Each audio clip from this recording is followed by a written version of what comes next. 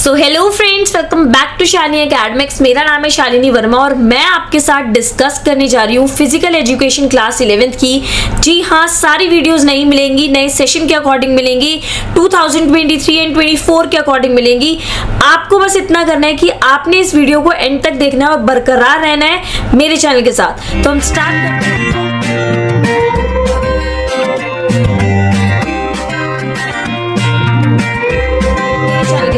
तो हम स्टार्ट करते हैं। तो सबसे पहले हम स्टार्ट करने वाले हैं चैप्टर नंबर 1। तो ऑलरेडी मैंने सिलेबस वीडियो डाल दी है, जिन्होंने वो नहीं देखी है आई बटन पे क्लिक करो, सबसे पहले सिलेबस चेक करो क्या क्या आने वाला है। सो ये है यूनिट 1 चैप्टर 1, जिसमें हम पढ़ने वाले हैं changing trend and career in physical education के बारे में। सो स्टूडेंट, हम लर्निंग ऑब्जेक्टिव देख लेते हैं। जैसे कि आप जानते हैं कि आपके एग्जाम में ये जानना बहुत जरूरी है कि कौन कौन से टॉपिक आपने पढ़ने हैं। तो सबसे पहली चीज है concept, aim, objective of physical education. भाई फिजिकल एजुकेशन पढ़ रहे हैं और उसका क्वेश्चन आए तो डेफिनेटली आता है। यूनिट 1 का जो पहला पार्ट है वो बहुत जरूरी है, ये आपके एग्जाम में पूछा जाता है। जिन पे मैंने रेड टिक लगा रखी है वो इतने इंपॉर्टेंट टॉपिक है जो आपके एग्जाम में डेफिनेटली आएंगे। Next, development of physical education in India post independence. Part 3, changing trend in sports, playing surfaces, wearable gears. तो ये सारी चीजें इक्विपमेंट रिलेटेड क्वेश्चंस आपके आएंगे। Next, career option in physical education, Khelo India programme and fit India programme.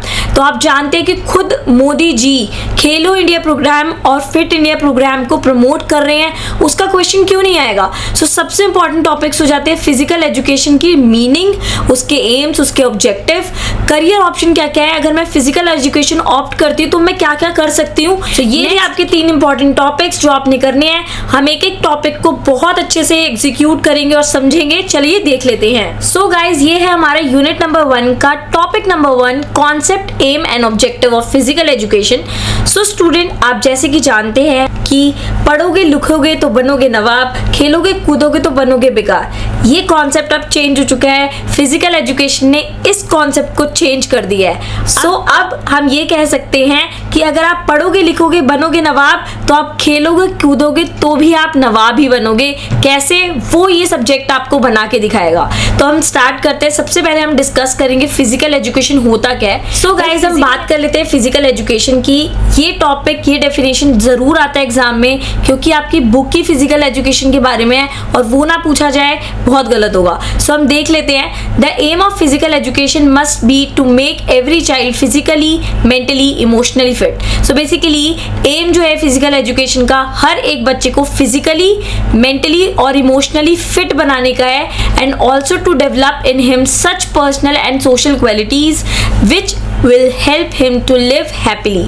हमने एक इंसान में इस तरीके की सोशल क्वालिटीज को डेवलप करना है कि वो अपनी जिंदगी काफी खुशी के साथ बिता सके और दूसरों के साथ अपने बॉन्ड को स्ट्रॉन्ग कर सके और एक अच्छा नागरिक बन के निकले।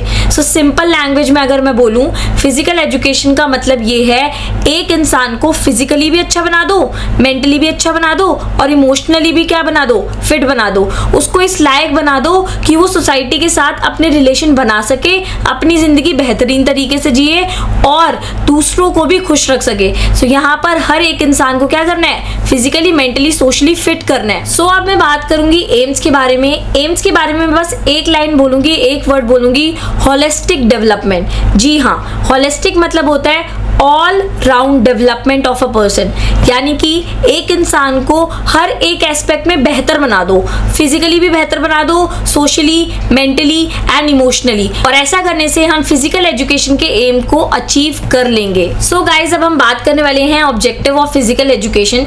सो जो फिजिकल एजुकेशन है उसके ऑब्जेक्टिव 5 मैंने मेनली यहाँ पर लिखे हैं। Physical development, mental development, social development, emotional development, development of health. So अब हम बात करेंगे फिजिकल डेवलपमेंट की। फिजिकल डेवलपमेंट का बेसिकली मतलब होता है फिजिकली अच्छे से डेवलप हो जाना, विच मीन्स अगर आपके सारे ऑर्गन्स अच्छे से डेवलप्ड है, circulatory system, respiratory system, nervous system, muscular system, digestive system सब अच्छे से काम कर रहे हैं, आप प्रॉपर एक्सरसाइज करते हैं, एक्सरसाइज करने की वजह से आपकी जो बॉडी है उसका प्रॉपर साइज ग्रो हो रहा है, आपकी शेप अच्छी बन रही है, आपकी एफिशिएंसी बढ़ती जा रही है, तो हम बोलेंगे कि आपका फिजिकल डेवलपमेंट हो रहा है। सो बेसिकली फिजिकल डेवलपमेंट का मतलब यही है कि कि आपके सारे ऑर्गन्स बहुत अच्छे से काम कर रहे हैं और आपको बिल्कुल भी दिक्कत नहीं है, आप रेगुलर एक्सरसाइज करते हैं, अपनी बॉडी को फिट और मेंटेन रखते हैं। सो अगर मेरा हार्ट बहुत अच्छे से काम कर रहा है, मेरी किडनी फिल्टर अच्छे से कर रही है, राइट, मेरे लंग्स प्रॉपर वर्क कर रहे हैं, तो मैं बोल सकती हूँ कि मैं फिजिकली बहुत अच्छी हूँ, मेरी फिजिकल बॉडी जो है वो बहुत अच्छी चल रही है।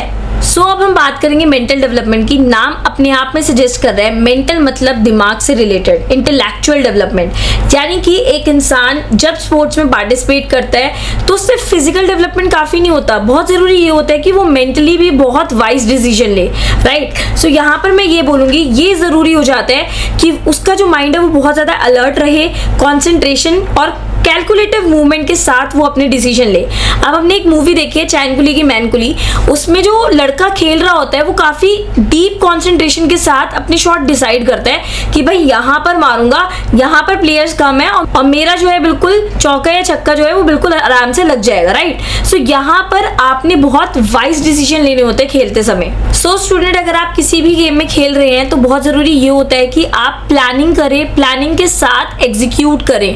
अगर आपने किसी भी स्पोर्ट्स में पहले प्लानिंग कर रखी है, मेंटली हर एक स्ट्रैटेजी फॉर्म कर रखी है कि ये वाली सिचुएशन होगी तो ऐसे परफॉर्म करूंगा, तो आप डेफिनेटली सक्सीड कर जाएंगे।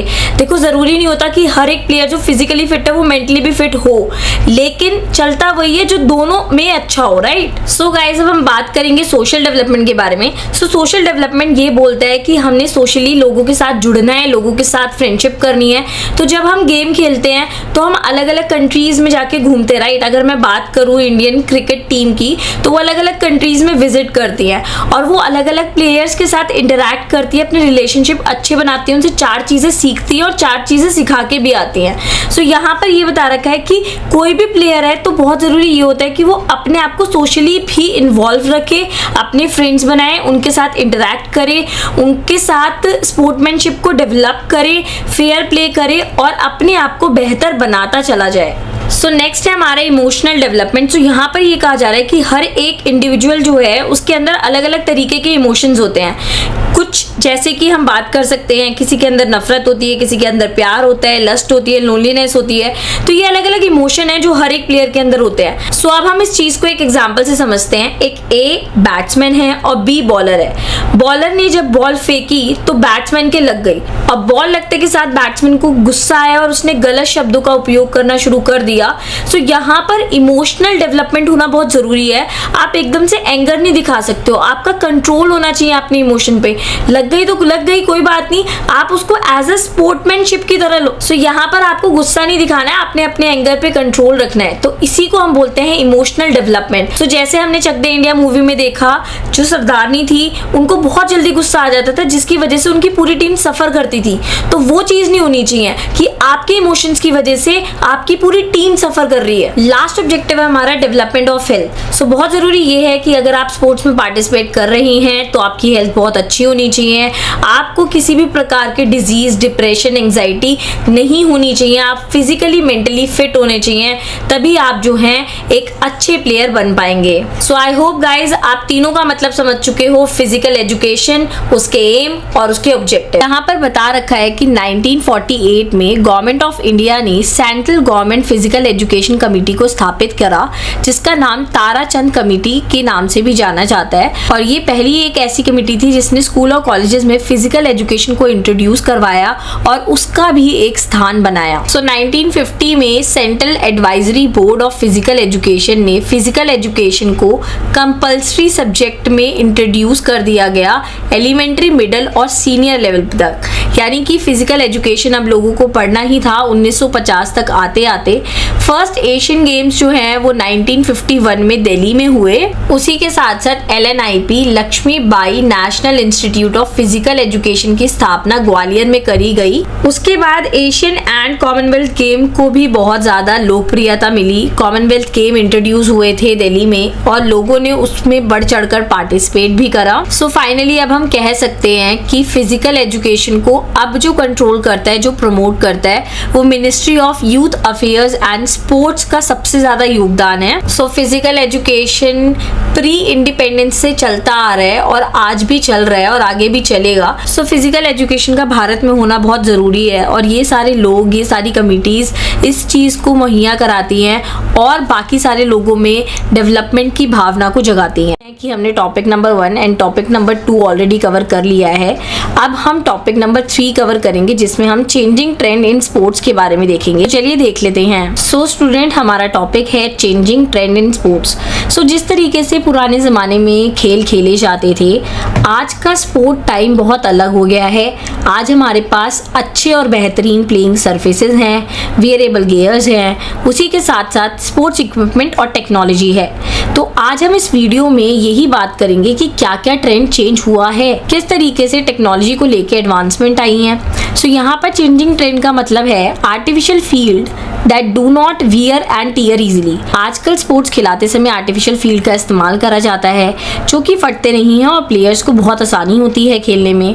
न्यू सेफ्टी इक्विपमेंट्स आ गए हैं प्लेयर्स के लिए, टेक्नोलॉजी लाइक इंस्टेंट रिप्ले। सो इसको हम एक एग्जांपल से समझते हैं। जब बैट्समैन आउट हो जाता था तो पुराने ज़माने में बहुत दिक्कत होती थी, बार बार इंस्टेंट रिप्ले कर करके हमें चेक करना पड़ता था कि वो प्रॉपर्ली आउट हुआ है या नहीं हुआ है या बच गया है। लेकिन अब हमारे पास सेंसर आ चुके हैं और सेंसर आने की वजह से, टेक्नोलॉजी एडवांसमेंट होने की वजह से प्लेयर को चेक करना कि वो आउट हुआ है या नहीं हुआ है वो काफ़ी ईजी हो गया है, जिसकी वजह से हमारा टाइम काफ़ी ज़्यादा सेव हो जाता है। Hawk eye, hotspot and snickometer are some changes that are incorporated in sports. So अब हम एक एक करके इनके बारे में समझेंगे। सबसे पहला टॉपिक है हमारा changing trend in playing surfaces. तो जहाँ पर प्लेयर्स खेलते हैं, जो फील्ड होता है उसमें क्या क्या चेंजेस आए हैं, सो इसी के बारे में हम देखने वाले हैं। So playing surfaces in sports is continuously evolving. So जितने भी खेलने के सर्फेसेज हैं वो कॉन्टिन्यूसली चेंज होते जा रहे हैं और हम बहुत सारे फैक्टर्स को ध्यान में रखते हैं, जैसे पर्टिकुलर गेम कौन सा है, स्पोर्ट कौन सा खेला जाएगा, और हर एक चीज़ को ध्यान में रखते हुए प्लेइंग सर्फेसेज को डिज़ाइन करा जाता है। जैसे कि आप जानते ही हैं कि आर्टिफिशियल ग्रास जो है वो बिछा दी जाती है जिसमें प्लेयर्स को इंजरी नहीं लगती है और उनके पैरों में प्रॉब्लम नहीं आती है। हमने भाग मिल्खा भाग में देखा कि किस तरीके से बैडली इंजर्ड हो गए थे, तो वो चीज़ से प्रिवेंट करने के लिए, अपने प्लेयर्स को बचाने के लिए जो है आर्टिफिशियल फील्ड का इस्तेमाल किया जाता है। सो यहाँ पर कुछ फैक्टर्स बताए हुए हैं। फ्रिक्शन को कंट्रोल में करने के लिए, एथलीट को देखते हुए, उसी के साथ साथ चोट लगने से बचाने के लिए, इन सब के लिए आर्टिफिशियल फील्ड का इस्तेमाल किया जाता है और प्लेइंग सर्फेसेज में बदलाव आए हैं। सो कौन कौन से प्लेइंग सर्फेसेज कॉमनली यूज करे जा रही हैं वो देख लेते हैं। Polymeric rubber, PVC, wooden surfaces, concrete, natural turf, artificial turf, इन सब का इस्तेमाल अब स्पोर्ट्स में किया जाता है। इवन यहाँ पर आप एग्जाम्पल के तौर पे लिख सकते हैं कि ओलंपिक्स में भी आर्टिफिशियल ग्रास का यूज हुआ था। कब हुआ था? 1976 में हॉकी की फील्ड के लिए। सो अब हमारा नेक्स्ट टॉपिक स्टार्ट होता है चेंजिंग ट्रेंड इन वियरेबल गियर्स। सो वियरेबल गियर्स का मतलब क्या होता है? जब एक प्लेयर खेल रहा होता है तो उसको अपने आप को बचाना होता है, तो वो क्या करता है, अपनी बॉडी पे ये सारे गियर्स जो हैं वो पहनता है। फॉर एग्जांपल कई प्लेयर्स जो हैं वो हेलमेट पहनते हैं, कई प्लेयर्स अपने दांत को बचाने के लिए इक्विपमेंट का यूज़ करते हैं ताकि उनके दांत जो हैं वो टूट ना जाए। सो हम आज उन्हीं के बारे में बात करेंगे। Wearable gears refer to devices attach to the body. So wearable gears वो डिवाइसेस हैं जो हमारी यानी कि प्लेयर्स की बॉडी के साथ अटैच्ड होते हैं। These gears have some special kind of sensors. इनके अंदर सेंसर्स होते हैं that may monitor the position of the athlete, heart rate and other physiological data, जो कि एक एथलीट के हार्ट रेट को और बहुत सारी चीज़ों को मेजर करता है और उसको एक्यूरेसी के साथ बताता है कि किस तरीके से परफॉर्मेंस रही। फॉर एग्जांपल मैं एक एथलीट का एग्जांपल ले लेती हूँ जिसको रनिंग करनी है, तो उसने अगर वो वेरिएबल गियर पहना हुआ है, सो आजकल तो स्मार्ट वॉचेस आ चुकी हैं जो कि हमारा हार्ट रेट, हमारे स्टेप, हमारी रनिंग, हर चीज़ को कंट्रोल करती है, काउंट करती है और डेटा सारा हमारे सामने ला के दे देती है। सो ये सारे डिवाइसेस जो हैं हमारी परफॉर्मेंस को बेहतर बनाते हैं। Pod and waste system is also introduced. So हमारा थर्ड टॉपिक है changing trend in sports equipment.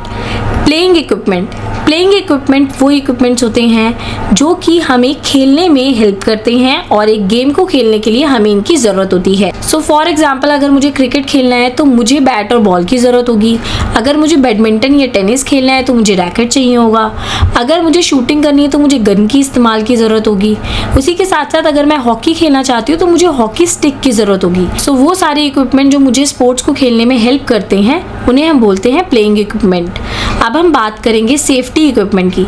नाम ऑलरेडी सजेस्ट कर रहा है, जो हमें खेलते समय चोट लगने से बचाएंगे, इंजर्ड होने से बचाएंगे, उन्हें हम बोलते हैं safety equipment. So safety equipment is use in different sports for protecting player from injuries. तो स्पोर्ट्स इक्विपमेंट जो है वो प्लेयर्स को प्रोटेक्ट करने के लिए हेल्प करता है, किससे? इंजरीज से। सो बेसिकली एक प्लेयर को चोट लगने से बचाता है स्पोर्ट्स इक्विपमेंट, जैसे कि head guard, face guard, mouth guard, leg guard, elbow guard. तो ये सारे इक्विपमेंट्स जो हैं वो प्लेयर को चोट लगने से बचाते हैं। सो नेक्स्ट टॉपिक है हमारा टेक्नोलॉजी एडवांसमेंट। टेक्नोलॉजी एडवांसमेंट सिर्फ ड्रोन कैमराज, वीडियो वॉल्स और हॉटस्पॉट तक सीमित नहीं रह गई है। उसी के साथ साथ आजकल टेक्नोलॉजी एडवांसमेंट बहुत ज़्यादा हो गई है। अगर मैं बात करूँ, स्पेशल तरीके के कपड़ों को डिज़ाइन करा जाता है, स्पेशल शूज़ आते हैं जो कि एक प्लेयर की परफॉर्मेंस को बहुत ज़्यादा इन्हांस कर देता है। सो आपने देखा होगा कि अलग अलग तरीके के, अलग अलग वैरायटी के स्विमिंग सूट्स मिलते हैं जो कि एक स्विमर की स्पीड को बढ़ा देते हैं और उसकी परफॉर्मेंस को बेहतर बनाते हैं। सो टेक्नोलॉजी सिर्फ आईटी सेक्टर में ना होके क्लोथिंग और शूज सेक्टर में भी होती जा रही है और आगे चल के और भी हमें टेक्नोलॉजी एडवांसमेंट मिलेगी जो कि एक प्लेयर की परफॉर्मेंस को इनहेंस करेगी। सो यहाँ पर सबसे पहला टॉपिक है career options in physical education.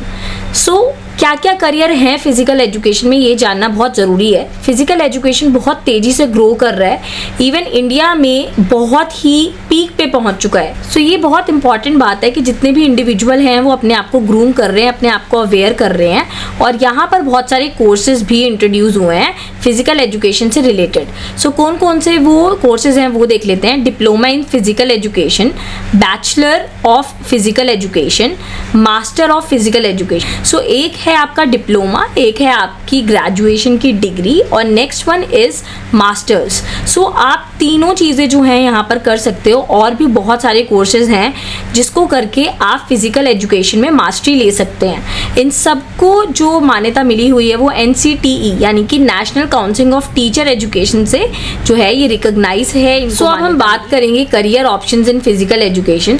So यहाँ पर जो इंसान है वो टीचिंग सेक्टर में जा सकता है।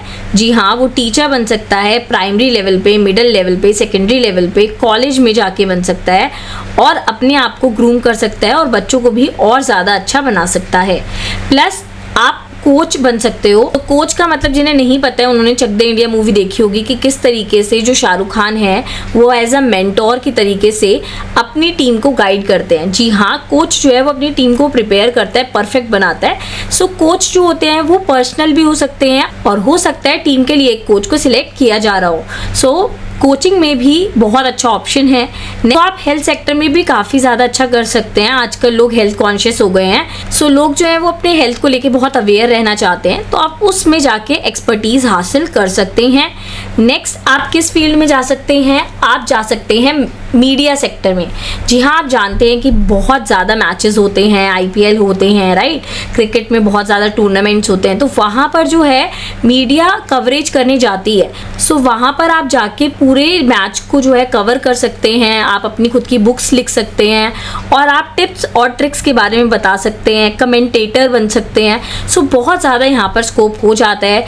उसी के साथ साथ आप फोटोग्राफर बन सकते हैं, वीडियोग्राफर बन सकते हैं, स्पोर्ट्स ब्रॉडकास्टिंग में जा सकते हैं। सो बहुत सारे ऑप्शंस हैं जहाँ पर आप फिजिकल एजुकेशन ऑप्ट करने के बाद अपने आप को बहुत बेहतर बना सकते हैं। सो अगर आपके पेपर में ये आ जाता है तो आप किस तरीके से लिखेंगे वो मैं बता देती हूँ। यहाँ पर मैंने शॉर्ट में लिखा हुआ है, आपने इस टॉपिक को एक एक करके लिखना है और 2 से 2.5 लाइन में इसको समझा देना है।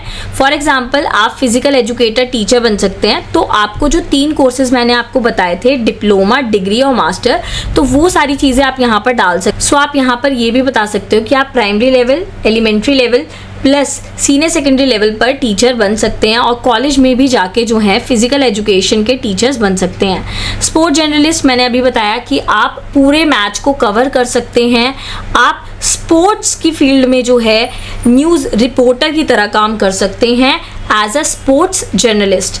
नेक्स्ट है योगा ट्रेनर। आजकल योगा बहुत ज़्यादा फेमस है और लोग जो हैं अपनी खुद की पूरी वीडियो रिकॉर्ड करके लोगों को अवेयर करते हैं और योगा के बेनिफिट्स दिखाते हैं और समझाते हैं। सो यहाँ पर आप क्या कर सकते हैं, आप एक योगा ट्रेनर बन सकते हैं, आप खुद का कोचिंग खोल सकते हैं जहाँ पर आप लोगों को योगा कराते हैं। उसी के साथ साथ आपकी वीडियोस भी बहुत अच्छे से वायरल हो सकती हैं और आप पूरी दुनिया को हेल्दी बना सकते हैं। नेक्स्ट है प्रोफेशनल कोच। आपने चक दे इंडिया मूवी देखी है, वहाँ पर शाहरुख खान किस तरीके से अपनी टीम को ग्रूम कर रहे होते हैं, उसी तरीके से प्रोफेशनल कोच जो है वो एक इंडिविजुअल का भी हो सकता है प्लस पूरी टीम का भी हो सकता है। फिर चाहे वो कोच किसी भी फील्ड में हो, football, cricket and so many fields. Next हम डिस्कस कर लेते हैं outdoor and adventure sport educator. So आपने देखा होगा अगर आप ऋषिकेश गए हैं, वहाँ पर जो है बहुत ज़्यादा एडवेंचरस स्पोर्ट्स खिलाए जाते हैं, जैसे वाइट वाटर राफ्टिंग हो गया, ठीक है, स्काई डाइविंग हो गया। सो वहाँ पर आप क्या कर सकते हैं, आप लोगों को ट्रेन कर सकते हैं और काफ़ी अच्छा बिजनेस अपना बना सकते हैं। नेक्स्ट है आपका स्पोर्ट्स एडमिनिस्ट्रेटर। स्पोर्ट्स एडमिनिस्ट्रेटर वो होता है जो पूरे मैच को कंट्रोल करता है और हर एक एक्टिविटी पे नज़र रखता है। देखो अगर एक छोटी सी वेडिंग भी करनी है तो उसके लिए भी बहुत सारी प्लानिंग करनी पड़ती है और इतना बड़ा एक स्पोर्ट्स अरेंजमेंट करना बहुत बड़ी बात होती है। सो उसके लिए एक स्पोर्ट्स एडमिनिस्ट्रेटर की ज़रूरत होती है जो हर चीज़ की मुहैया कराता है कि प्रॉपर जो फील्ड है वो अच्छे से हो, लाइटिंग अच्छे से हो, रेन अगर आ जाती है तो उसका भी अरेंजमेंट हो रखा हो, तो मतलब हर चीज़ जो है वो बहुत मायने देती है। ठीक है, तो वो कौन हैंडल करता है, स्पोर्ट्स एडमिनिस्ट्रेटर। नेक्स्ट है प्रोवाइडर ऑफ रिक्रिएशनल सर्विसेज। आप खुद का क्लब खोल सकते हो, लोगों को अवेयर कर सकते हो। आजकल तो लोग क्लोथिंग और इक्विपमेंट में बहुत ज़्यादा बिजनेस बना रहे हैं।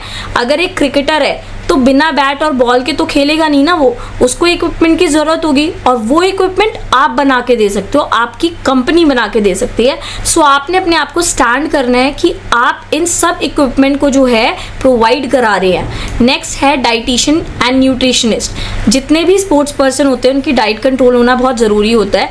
हमने दंगल मूवी में देखा कि उनका वेट जो है वो 55 kg होना बहुत ज़रूरी था, तो किस तरीके से उनके पापा ने एफर्ट करे तभी वो स्पोर्ट्स में पार्टिसिपेट कर पाई। तो यहाँ पर एग्जाम्पल आ जाता है कि हमें जो है डाइट को कंट्रोल करना है। तो आप प्लेयर्स के जो है वो एक मेंटोर बन सकते हैं कि कौन सी चीज़ उन्हें खानी चाहिए, कौन सी नहीं खानी चाहिए, उसका प्रॉपर चार्ट बना के दे सकते हैं, प्लस उन्हें हेल्दी रख सकते हैं अपने डाइट प्लान के थ्रू या फिर बैलेंस डाइट के थ्रू। आगे हम मूव करेंगे फिजिकल थेरेपिस्ट। अगर किसी प्लेयर के चोट लग जाती है या उसकी बॉडी बहुत ज़्यादा रिजिड है, वहाँ पर थेरेपिस्ट की ज़रूरत होती है। वो थेरेपिस्ट उस इंसान की बॉडी में फ्लेक्सिबिलिटी लेके आता है। सो फिजिकल थेरेपिस्ट का रोल बहुत ज़्यादा बढ़ जाता है। इनफैक्ट और भी बहुत सारी फील्ड है जहाँ पर फिजिकल थेरेपिस्ट की ज़रूरत होती है, चाहे वो स्पेशल स्टूडेंट से रिलेटेड भी हो। आगे हम बात करेंगे बुक राइटर। आप बहुत अच्छे बुक राइटर बन सकते हैं। आजकल फिजिकल एजुकेशन से रिलेटेड इतना कंटेंट प्रोवाइडेड नहीं होता है। अगर आप बहुत अच्छे हैं तो आप अपनी खुद की बुक प्रिंट कर सकते हैं और उसमें काफ़ी ज़्यादा बेनिफिट हो जाता है। खेलो इंडिया प्रोग्राम। खेलो इंडिया प्रोग्राम की शुरुआत गवर्नमेंट ऑफ इंडिया ने करी थी और ये एक स्कीम बनाई गई थी जिसको बनाने वाले थे नरेंद्र मोदी जी, और ये बनाई गई थी 31 जनवरी 2018 में। जी हाँ, ये स्कीम बनाई गई थी लोगों के वेलफेयर के लिए, स्पेशली यंग टैलेंट को टारगेट करके इसके ऊपर इनिशिएटिव लिया गया। जो हमारे यंग टैलेंट हैं उनको मोटिवेट करने के लिए वो अपनी लाइफ में अच्छा कर जाएं, अपने देश को सम्मानित फील कराएं, उनके लिए खेलो इंडिया प्रोग्राम की शुरुआत नरेंद्र मोदी जी ने करवाई। खेलो इंडिया स्कूल गेम्स को अब खेलो इंडिया यूथ गेम्स के नाम से जाना जाता है। खेलो इंडिया प्रोग्राम की दो कैटेगरीज हैं, अंडर 17, अंडर 21। सो अंडर 17 में स्टूडेंट्स स्कूल के कवर होते हैं एंड अंडर 21 में कॉलेज के स्टूडेंट्स को कवर करा जाता है। खेलो इंडिया प्रोग्राम फाइनेंशियल सपोर्ट भी देता है। 1000 बच्चों को चुना जाता है और उन 1000 बच्चों को एनुअल स्कॉलरशिप मिलती है 5 लाख पर ईयर, वो भी पूरे 8 साल के लिए।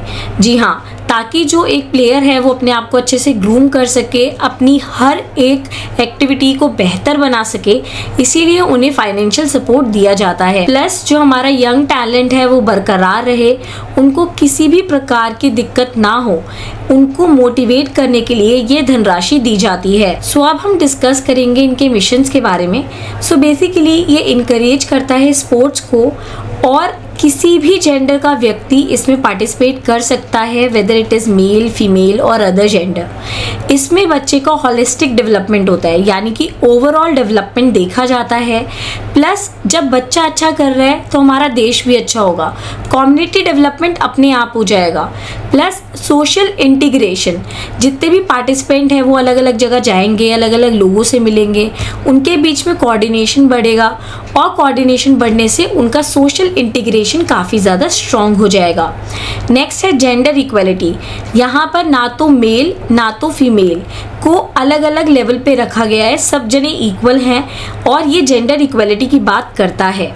हेल्दी लाइफस्टाइल, अगर एक बच्चा योगा कर रहा है, अगर एक बच्चा स्पोर्ट्स में पार्टिसिपेट कर रहा है, तो डेफिनेटली वो फिजिकली, मेंटली, सोशली अच्छा होगा और उसकी लाइफ बहुत अच्छी जाएगी। उसी के साथ साथ नेशनल प्राइड, देश को सम्मानित फील कराया जाता है, and economic opportunity related to sports development. यहाँ पर ये कहा जा रहा है कि वो जो बच्चा है उसको पैसे भी मिलते हैं, प्लस वो अपने आप को डेवलप कर पाता है स्पोर्ट्स फील्ड में। बच्चा स्पोर्ट्स के साथ साथ अपनी पढ़ाई को कंटिन्यू रख सकता है, और उस स्पोर्ट्स के साथ उन्हें काफ़ी ज़्यादा अपॉर्चुनिटी भी मिलती रहती हैं, जिसकी वजह से वो अपनी लाइफ में काफ़ी अच्छा कर जाते हैं। सो स्टूडेंट, हम एक बार खेलो इंडिया प्रोग्राम को समराइज करेंगे। सो हमने ये देखा कि गवर्नमेंट ऑफ इंडिया ने इसको स्टार्ट करा था 31 जनवरी 2018 में। इनिशिएटिव लेने वाले थे हमारे प्राइम मिनिस्टर जी नरेंद्र मोदी जी। उन्होंने ही यंग टैलेंट को पहचाना, उनको मोटिवेट करा, और अपनी नेशन, अपने देश के भले के बारे में सोचा, इवन अपने बच्चों का भी बेहतर करा। इसमें 2 कैटेगरीज आ जाती हैं, अंडर 17, अंडर 21, जिसमें 17 साल के और 21 साल के बच्चों को गिना जाता है, यानी कि स्कूल गोइंग और यूनिवर्सिटी लेवल पे बच्चों को काउंट करा जाता है। जो 1000 बच्चे होते हैं उनको स्कॉलरशिप मिलती है 5 lakh per annum for the 8 years. जी हाँ, उसी के साथ साथ यहाँ पर बच्चे का होलिस्टिक डेवलपमेंट हो जाता है, बच्चा अपने समाज के साथ लिंक बनाने लग जाता है, जेंडर इक्वलिटी को प्रमोट करा जाता है, यहाँ पर हेल्दी लाइफस्टाइल भी बन जाता है बच्चे का, और देश को प्राइड भी मिलता है। फिट इंडिया प्रोग्राम को इंट्रोड्यूस करा गया था 29 अगस्त को, क्योंकि इस दिन ध्यानचंद जी को ट्रिब्यूटरी दी जाती है, जो कि बहुत ही अच्छे हॉकी प्लेयर थे। इसको स्टार्ट करने वाले थे honourable prime minister Narendra Modi ji, और उन्होंने इस दिन की शुरुआत 29 अगस्त 2019 नेशनल स्पोर्ट्स डे वाले दिन की, और इस चीज की घोषणा इंदिरा गांधी स्टेडियम में की गई। नरेंद्र मोदी जी हमेशा मोटिवेट करते हैं लोगों को कि वो खुद भी हेल्दी रहें, वो एक्सरसाइज करें, उसी के साथ साथ अपने नेबर्स, अपने फ्रेंड्स, अपने परिवार को भी इनकरेज करें कि वो भी फिट और हेल्दी रहें एक्सरसाइज करके। इसमें 20 से 30 मिनट कंट्रीब्यूट किए जाते हैं एक्सरसाइज के लिए, और जिसकी वजह से हमारा जो इंडिया है वो फिट हो जाए। सो यहाँ पर लिखा हुआ है, the mission of movement was to bring positive behavioural changes and to adopt physical active healthy lifestyle. So इसका मिशन जो है वो यही है कि हमने पॉजिटिव बिहेवियरल चेंजेस करने हैं, और हमने हेल्दी लाइफस्टाइल अपनाना है, और अगर हम एक्सरसाइज करेंगे तो हमें कम से कम बीमारियां होंगी। फिट इंडिया प्रोग्राम की ब्रांड एम्बेसडर हैं शिल्पा अग्रवाल जी। तो चलिए इसके ऑब्जेक्टिव देख लेते हैं। फिट इंडिया प्रोग्राम जो है वो फिटनेस को प्रमोट करता है easy, fun and free way में, और वो स्प्रेड करना चाहता है अवेयरनेस कैंपेन्स के थ्रू कि फिटनेस कितनी ज्यादा जरूरी है, फिजिकल एक्टिविटीज कितनी ज्यादा जरूरी है अपनी लाइफ को हेल्दी बनाने के लिए। सो यहाँ पर फिटनेस की बात की जा रही है, आपकी फिटनेस, आपके परिवार की फिटनेस, आपके नेबर्स की फिटनेस, और इस तरीके से इंडिया जो है पूरी तरीके से फिट हो जाएगा अगर हम थोड़ा सा भी सपोर्ट करते हैं। इसी के साथ साथ to make fitness reach every school school, college, panchayat, village etcetera. तो यहाँ पर ये भी इंश्योर करा गया है कि फिटनेस जो है वो हर एक स्कूल, हर एक कॉलेज, हर एक पंचायत, विलेज, डिस्ट्रिक्ट में जाके पहुंचे और लोगों को पता चले कि फिटनेस कितनी जरूरी है। जितना भी लेजीपन है वो सब दूर हो जाए और लोग अपनी हेल्थ के बारे में सोचें, बिकॉज जब हेल्थ अच्छी होगी तभी देश आगे बढ़ेगा। आगे मूव करते हैं। To create a platform for citizen of India to share information. जो लोग फिट हैं, हेल्दी हैं, वो एक प्लेटफॉर्म के तौर पे फिट इंडिया को यूज कर सकते हैं और अपनी लाइफ स्टोरीज लोगों को बता सकते हैं कि किस तरीके से उनकी लाइफ में एक्सरसाइज ने, योगा ने एक ड्रास्टिक चेंज लाया है और जितनी भी बीमारियां होती हैं, whether it is related to anxiety, depression, overweight, obesity, वो सब दूर हो जाती हैं अगर हम अपनी बॉडी पे वर्क करते हैं। So basically it create awareness and encourage sharing of personal fitness stories। तो चलिए एक बार रिकैप देख लेते हैं। फिट इंडिया प्रोग्राम को शुरू करा था हमारे प्राइम मिनिस्टर जी ने और इसको शुरू करा था 29 अगस्त 2019 में। ध्यानचंद हॉकी प्लेयर जी की याद में इसको शुरू करा गया है, उनको सम्मान देने के लिए शुरू करा गया था। उसी के साथ साथ इस दिन नेशनल स्पोर्ट्स डे भी मनाया जाता है और इसका मोटिव बस यही था कि हमने पॉजिटिव बिहेवियरल चेंजेस लेके आने हैं, अपने लाइफस्टाइल को हेल्दी बनाना है, हमने अपने परिवार, अपनी सोसाइटी, हर किसी को मोटिवेट करना है फिट रहने के लिए। और इसीलिए नरेंद्र मोदी जी ने भी बोला कि आप स्टेयर्स का यूज कीजिए, आप जीनों का यूज करिए, आप लिफ्ट का यूज कम से कम कीजिए। आगे इसके ऑब्जेक्टिव्स में ये बता रखा है कि इसको इजी, फन और फ्री वे में प्रमोट किया गया है। ये लोगों की फिटनेस के ऊपर ध्यान देता है। इसमें कैंपेन्स होते हैं, लोगों को अवेयर करा जाता है कि फिटनेस कितनी जरूरी है। इसका एक और मोटिव ये भी है कि हमने हर एक स्कूल, हर एक कॉलेज, हर एक यूनिवर्सिटी तक ये फैला देना है कि फिट रहना कितना जरूरी है। और इसमें लोग आते हैं और फिट इंडिया प्रोग्राम को एक प्लेटफॉर्म की तरह यूज करते हैं, इंस्पायर करते हैं अपनी इंफॉर्मेशन शेयर करके। इवन मीटिंग भी हुई थी, इसमें जितने भी प्लेयर्स हैं वो मोटिवेट करते हैं अपनी लाइफ स्टोरीज को बता के, अपनी पर्सनल फिटनेस स्टोरीज को बता के, ताकि जो हमारा इंडिया है वो फिट हो जाए। उसी के साथ साथ एक वेबिनार भी हुआ था जिसमें नरेंद्र मोदी जी और बहुत सारे स्पोर्ट्स प्लेयर, विराट कोहली और भी लोग शामिल हुए और उन्होंने अपनी स्टोरीज को शेयर करा। सो आई होप आपको ये टॉपिक समझ आया होगा। If you really like my videos, please press the bell icon given below and thank you guys, thank you very much.